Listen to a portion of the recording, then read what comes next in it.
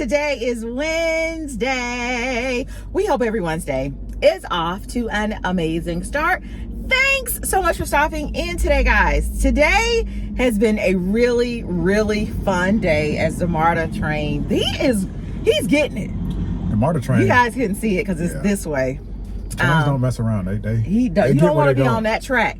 But anywho's, not sure if you guys can see behind us, but there's some apartments back there. These aren't the ones we were just in. No, we weren't looking at apartments. But Atlanta has some great apartments. Our friend actually lives in the apartments that are in the center. Eric, is the car in park? Why is it saying rear? Okay. Our friend just moved in to some really, really nice apartments. Never thought I would say really, really nice apartments, although the apartments that there's some high rises. The ones she's in are high. You can't see them. There are high rises behind us. There's some nice apartments going up. You know, Atlanta used to be all about building neighborhoods and houses, but now it's all condos and apartments everywhere. So she, unfortunately, is newly divorced. Is that your phone? Yeah.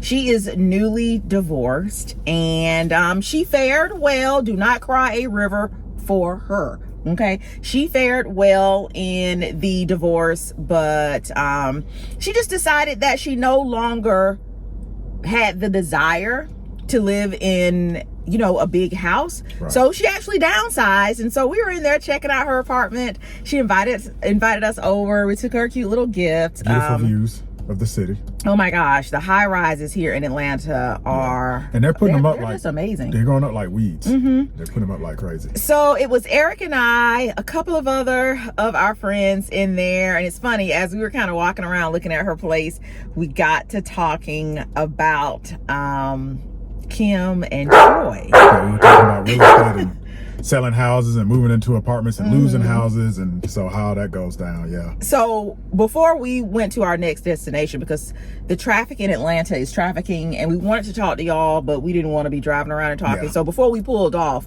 we wanted to come in and get you guys' thoughts on the Kim and Kroy situation. And what is that situation? What's going on with them? Who are Kim and Kroy? Y'all, I'm having some bubbly. I grabbed this out of her refrigerator in there, but who are Kim and Kroy? What's their situation? Kim Zolciak is a former Atlanta housewife, right? Okay. So she was one of the only, or she was the only woman not of color on the Atlanta Housewife. Did I say that correctly? Yeah. Not of color. That's a play, but she married Kroy. Right, so he was a football player. Yep. And they had a beautiful life. Wait, I said that like something has happened to them. They're still among the living. They are still among the living. They purchased a beautiful home. It didn't start off as a beautiful home. It was actually a foreclosure. Yeah. And when I tell you Kim did the damn thing, they put a lot of money into that house. Yeah. Oh my gosh. Yeah. It was beautiful. However, it came out yesterday, the news, it was released, and this isn't gossip, this is AJC, right? Atlanta Journal-Constitution. That's our little, news place here in Atlanta. Is that? Yeah, that's the main paper. Yeah. But yeah, so they are not only in foreclosure, allegedly. Taxes, they owe over $1 million. Over $1 million. And someone said today that they each owe $1 million to the IRS. Right, and they're getting a divorce. So, and there were rumors, but way before they were always talking about for the past year or so that they were about it's been going on for a while that they were going to be foreclosed on, but somehow they kept being able to raise a few dollars here there to postpone it or whatever. So we were just in there talking about, looking at our friend's apartment, like, why did they just downsize when they knew that they could not afford the house anymore? And look, none of us in the apartment just now, Eric and I, we're not, making light of the situation. Financial situations happen. I think what we talked about is, one, I don't think they bought too much house, but I think you also have to know, you have to see the writing on the wall and know when it might be too much house and you need to downsize. Two, she spent, like a lot of the housewives do, like a madman. Yeah. And then I forget what the third thing was, but there was another third point. Well, let me just touch on the fact that, and we were talking about this a few minutes ago, that when Kim bought that house, it was actually a foreclosure. So they got a good deal on it. She got a great deal on that house. Gosh, I don't know how many years they've now been in that house, but at the time, That house was like 6 something. Right. And I know that's a lot of house for some people, but you know, if you're here in Atlanta, California. If you look at that house now, it's at least 1.5 million. I'm guessing probably 1.5 million. So they could have sold that's a ridiculous years that ago house and made a nice. profit. Essentially, they could have flipped it. Yeah. So that's what we were saying. Why didn't they get out? Yeah. People here in Atlanta, y'all, if you don't live in a big city, I don't know, maybe you don't get this around where where you live and just the day to day, but people here in Atlanta, boy, we flossy. We flossy. There are flossy cities. I think LA, New York, Miami, Atlanta.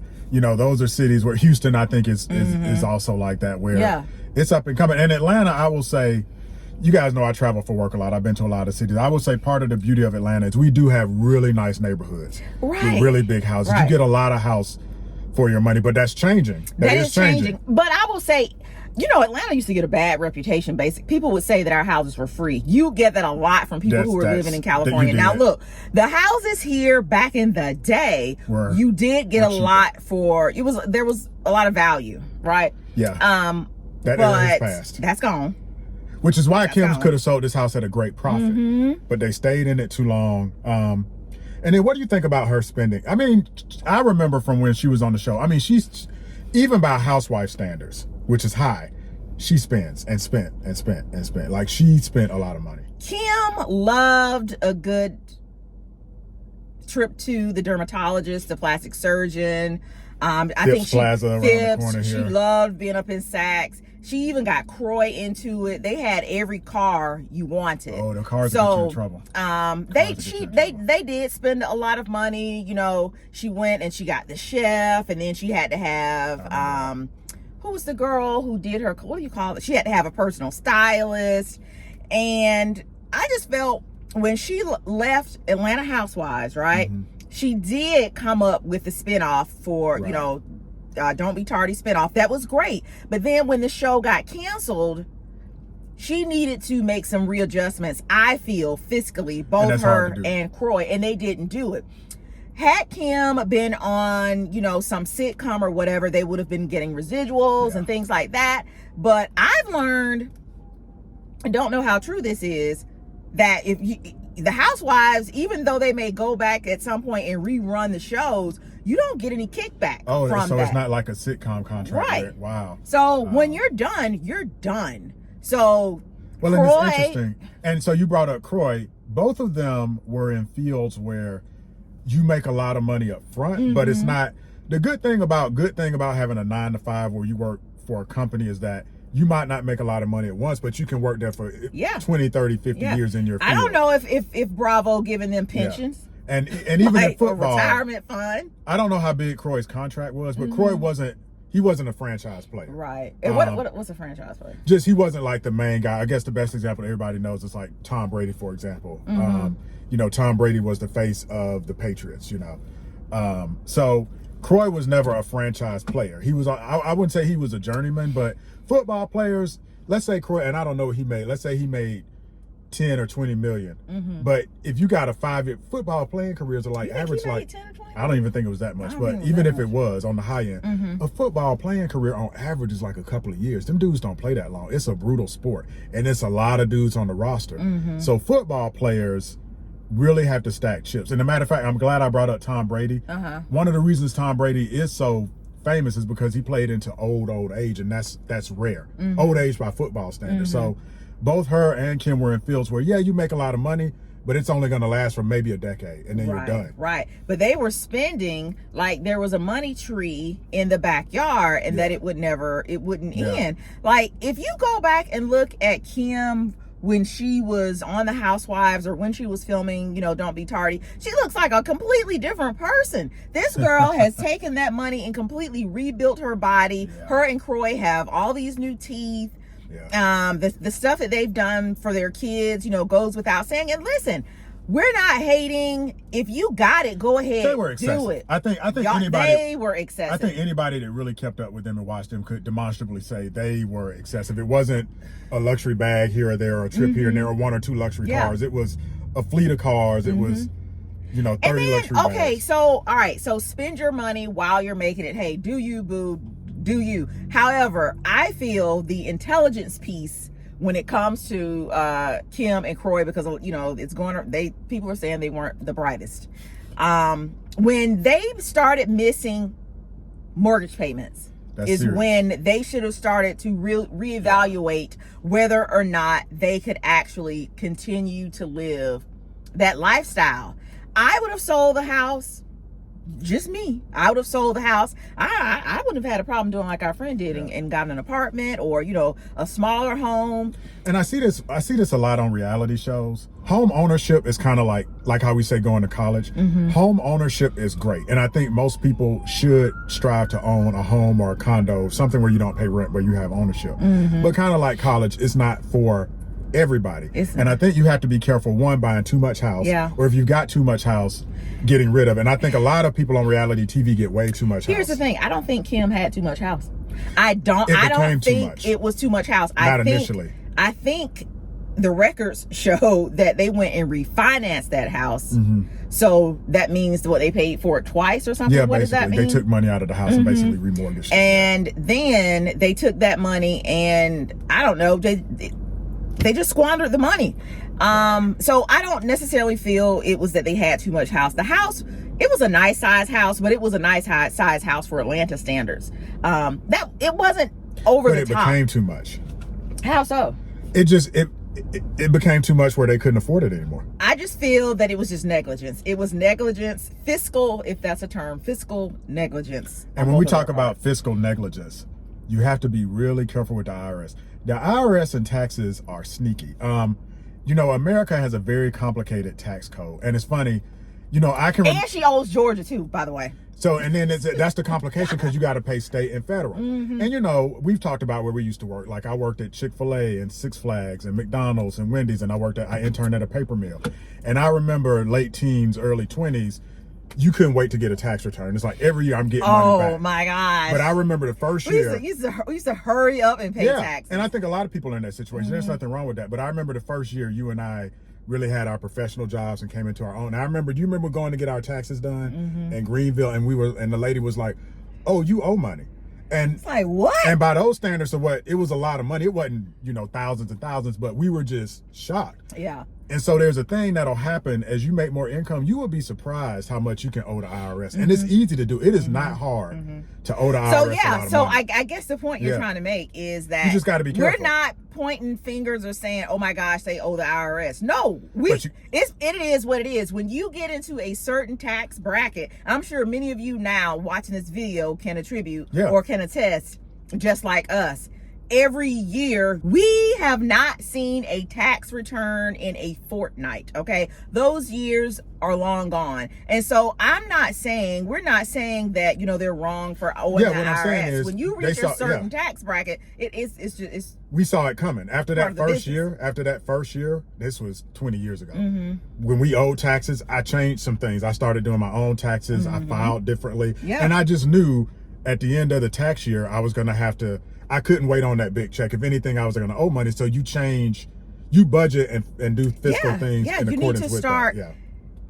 This wasn't the first. That tax bill that they had built up over years. That's what that was. That's what that was. So when you reach a certain tax bracket, ideally you're supposed to start putting money aside just so that you can pay your taxes. Yeah. At the end of the year, so that the IRS doesn't come looking for you. But like that $1 million they owe, it was probably $100,000 one year. So that first year, you know, I owe $100,000, but then the second year was $100,000. You remember that's what happened to Toya and Eugene. They are on Merit to Medicine. One year, what was it? They owed over $100,000. But again, no big deal. Everybody owes the IRS if you are within a certain tax bracket. He's a doctor. She was on Married to Medicine. Yeah, they gonna owe the IRS, but you gotta go and pay them people. And I guess when I was talking about buying too much house, I'm glad you brought up Married to Medicine. It's not so much maybe Kim and Kroy, but I will say Married to Medicine, there's two people I'm thinking of that are really bad at that. Well, Toya and Jean don't ever really buy a house, it seems like. It seems like they always rent, which is a whole other story. Is there anything wrong with renting? You know, our friend, she's renting this apartment now. Well, let me come back to that. Okay. But what's the girl's name? Quad. Quad got the biggest house. Like, she's a single woman. Yeah. And her house is massive. Yeah. For one person. Yeah. If I was single as a guy, if I was single, I'll probably get one of these condos over here. I'm not getting a big house with a yard and 29 bedrooms. If you guys don't watch Married to Medicine, go back and check it out. And I want to say it was either last season or season before last is where they kind of debuted Quad's new home. She actually had a townhouse. And it was a nice really townhouse. nice. I think it had near an the elevator. belt line. It was really nice. But because she let people get in her ear, and it was targeted at Clowder, I think. Yeah. In Atlanta, if you don't have a house, you trash. And she now is in one of the biggest homes on Atlanta TV, Atlanta reality TV. And it's just her. She's not a doctor. She does gig work, I would imagine, where she's got to get sponsorships and hosting. So I really hope that she has not set herself up to be in a, when you buy a house, you have to remember, situation. Houses are great. Like we said, it's great to own, but especially with a single family home, there's yard work. There's just maintenance on the house. There's upkeep. There's taxes. Property tax will kill you on a house. So you got to think about all that. So that's why I say owning a house isn't for everybody. And then with Quiet being single, a woman that's single, isn't it more secure to be in a building or a townhouse? Look, Quiet said, don't be bringing her into this conversation. This was Kroy and Kim. Maybe, hey, how do we know Quiet has not set herself up to be more fiscally responsible than, let's say, a Kroy and Kim? I don't see Quiet going out here getting a lot of plastic surgery. At least I don't see it. She's going to some good doctors. All of this is, all of this is guessing. She's on Married to Medicine, and she literally has the biggest house on the show. And you have several couples on there where it's 2 doctors in the household, and her house is still the biggest. And she she's not on the sitcom. She doesn't have her own spinoff. This is true. I gotta just go off what I can see. So if I'm wrong, I apologize. And I really like Quad. I would really hate for her to be in a situation where she's getting foreclosed on. And look, stuff happens. We've told you guys about the chicken sandwich, right? Why do we say chicken sandwich? Because we had a neighbor right across the street when we used to live in a townhouse. House was getting foreclosed on. They were putting his stuff out. So yes, it does happen, but don't wait for the bank to come put your stuff out. Yeah. And when you talk about stuff happening, I think we said on a video a while back, I think we said, even making $150,000. Oh yeah. It's not a lot of money these days. Depending on where you live. Yeah. And some people comment and was like, hey, I make that, or I make even less than that, and I'm living well. And I think what I would say is, it's not so much about in America what you make. I think the frustration that even I have, in America, is that the cost of living is just so high. And we see it on the news, inflation. I mean, I filled this car the other day, and we just take for granted now because we've gotten used to it. The gas is like $4 a gallon. So the cost of living is so high. What does it used to be? I was on Reddit, and somebody showed an old post like 2-3 years ago. It's like $2 a gallon. I feel like in America, whether you're making $40,000-$50,000 a year, you should be able to live comfortably. If you work 40 hours a week, you should be able to live comfortably. You should be able to afford your rent or somewhere to live and transportation. Now, you might not be rolling up in Phipps and Saks every week. Right. So it's not so much critiquing what people make, is critiquing the cost of living is high. We just talked about when you buy a home, it's not the house that gets you, it's the property tax and the maintenance and the light bill. And all right, so do Kim and Kroy have any culpability here? They do. Because, is this their fault? Because if it's expensive for us and other people, it's expensive for them. Because I think they did what a lot of people do. I think they I don't think they looked at what their disposable income was. Okay, you may have made the house note, but you paying a private chef. Do you have money for a private chef? Do you have money for a lawn person? Do you have money to get the gutters clean? Property tax. Our property tax on our house is a whole other rent payment, basically. So you have to add up all those things, and as responsible adults, you kind of have to know. And you can't, by the way, too, a lot of times you can't have every luxury. This is true. This is true. You got to know when to let go. I think Kim, all the plastic surgery that they were, sell some of the cars. Yeah. But again, for me, guys, and we're going to let y'all go because I see they're back here doing the lawn behind us. I feel that, yeah, you can't have the plastic surgery and the gambling and the luxury cars and buy all the designer bags and have the big house with all the nice. You got to pick and choose. Like you said, she could have got rid of 2 or 3 cars. She could have gotten to, yeah. But I would have sold a house too. I don't know. Yeah. When initially, I don't think I would have thought about selling the house, but when I can't make the mortgage for 3 and 4 months, like, what do you think their mortgage was on that house? About $5,000-$6,000? Yes, $6,000. I'm gonna say 6. Property tax was another $1,000. They're probably paying about $7,000. And so I think they could have done that. However, when you see you're missing 2 and 3 mortgage payments, we got to go back and say, hey, what is our biggest expense here? I remember Gene used to say that on Eugene on Married. Yeah, Married. This is our biggest expense right here. Yeah. We have nice houses here in Atlanta. They would not have been living. This isn't New York or San Francisco or They DC, still where could it's have gotten hard to somewhere get. nice. It's hard to get a single family freestanding Yeah. home. Atlanta is still fairly spread out, a lot of big suburbs. I think that's another good tragedy to talk about. Atlanta does have a lot of nice big houses where you can still, it's not as cheap as it used to be, but you can still. And this is the other thing too. She's not on anybody's show. No one has to see her house. So I understand when you're on these reality shows, you feel like you got to keep up appearances and this and that. But who was knocking on Kim's door talking about, aha, we see you've downsized, Kim, got you. Yeah. We would never really even have to know. Really never even have to know. But anyway, guys, they're doing the lawn behind us. We're going to go take care of our other errands. But we just wanted to stop in and just say, first of all, congrats to our friend. Just really impressed with this high rise that she's living in now. Also to say, if you are renting, if you are in an apartment, don't feel some kind of way about it. I'm here to tell you. That goes back to the Toya thing. I feel like Toya let, what's the latest? No, not Toya. Quad let Toya play her out of position. She had a nice townhouse, but she let peer pressure take her out. Yeah, there's nothing wrong with living in an apartment. Live where you're comfortable and where you can pay. You don't have to live in a mansion. Because I'm here to tell you, if we could not afford where we're living, y'all would see me. Well, you talk about downsizing. That was the whole when we were thinking about of going to Florida. You were talking about I was going to downsize. Anywho, we were going to downsize quite anyway. a bit. Yeah. So. Anyway, but anywho's, I hope you guys are having a great Wednesday. Really appreciate you all stopping in the chat with us today. I think this is a quick one, a quick little car chat today. But hope you guys enjoyed it. Leave your comments down below, and we'll see y'all in the next video.